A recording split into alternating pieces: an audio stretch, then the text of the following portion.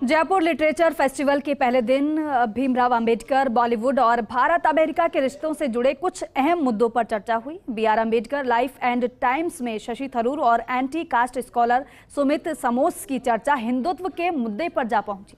दोनों वक्ताओं ने अंबेडकर की ओर से देश में लाए गए सोशल रिफॉर्म को लेकर अपनी बात रखी।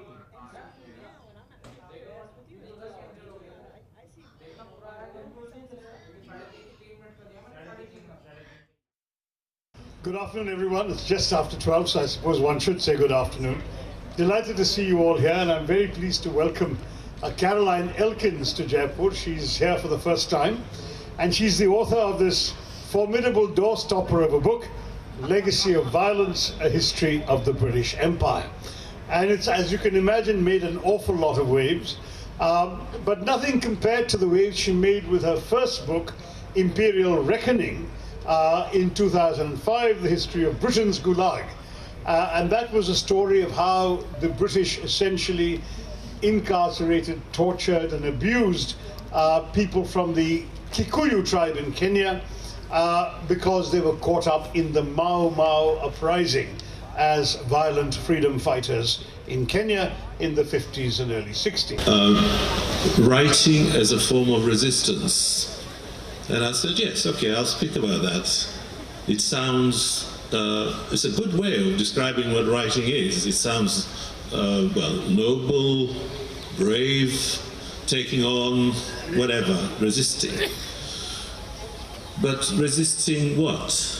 Or what is it that writing is resistance to, or can be resistance to? So that's much more interesting because it kind of refers to the more ordinary.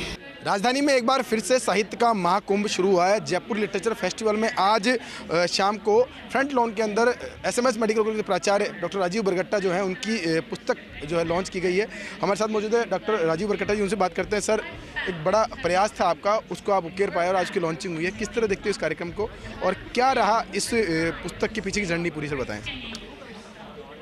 ये पुस्तक एक आम आदमी की कहानी है और मैं समझता हूँ कि इसको पढ़ने के बाद ये एक तरह का मैनुअल है जो किसी भी व्यक्ति को इस बात के लिए प्रेरित करेगा to become a everyday hero.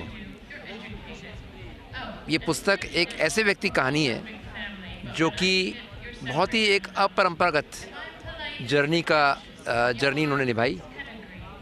कहाँ तो वो शुरुआत में एक फ़िज़िकल इंस्ट्रक्टर हुआ करते थे एसएमएस मेडिकल कॉलेज के ग्राउंड्स पे, धीरे धीरे अपनी कंपैशनेट और कंपेनियनशिप के कारण से और अपनी क्यूरोसिटी के कारण से, जिज्ञासा के कारण से उन्होंने एक तरह का कैरियर शिफ्ट किया।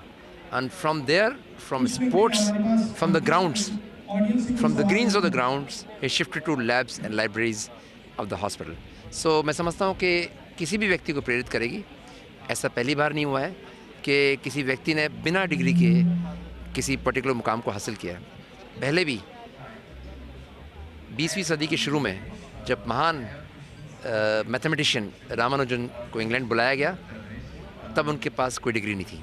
उसके बावजूद क्योंकि इनका विचार उनका उम्दा था, उसमें दृढ़ निश्चय था, उनको फेलोशिप दी गई कैम्ब्रिज यूनिवर्सिटी की। इसी तरह से श्री जगदीश प्रसाद बगरट्टा को 1970 की शुरुआत में जब कार्डियक रिहैबिलिटेशन के बारे में कोई इंडिया में जानता नहीं था, वो विचार इतना नया था, इतना दृढ़ था कि उनकी कोई मेडिकल डिग्री नहीं होते हुए भी उनको मेडिकल फ्रेटर्निटी ने अपने में आत्मसात किया।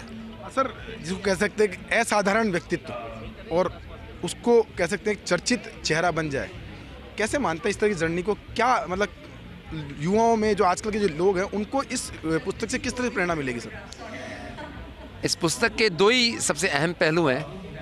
एक तो स्ट्रगल, कि स्ट्रगल हमें हर एक व्यक्ति को स्ट्रगल होता है, और दूसरा फेथ।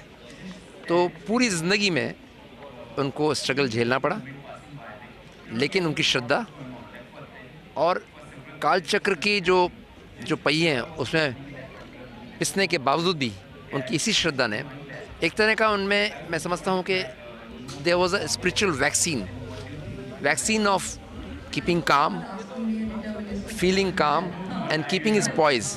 दैट इज़ व्हाट, जो स्पिरिचुअल वैक्सीन था उसके कारण से वो अपने फेथ को जारी रख पाए और अपने काम को कर पाए। हाँ, तो ये थे हमारे साथ राजीव बरगट्टा जिन्होंने बताया कि किस तरह से इस पुस्तक की अवधारणा रची गई। साथ में उन्होंने बताया कि एक असाधारण से जो व्यक्ति है वो किस तरह से एक सामान्य व्यक्ति के रूप में काम करते हैं और साथ में एक अपना अचीव जो है वो हासिल करते हैं, उसका इस बुक में जिक्र किया गया है। अब उम्मीद यही है कि जो लोग हैं उनको ये बुक पसंद आएगी और साथ में जो चिकित्सक समुदाय जो आज बहुत क्रिएटिविटी देख रहा है इस पुस्तक को लेकर, उनको भी उनके बीच में भी ये पुस्तक काफ़ी चर्चित रहेगी। कैमरा पर्सन इकबाल के साथ विकास शर्मा, फैशन न्यूज़, जयपुर।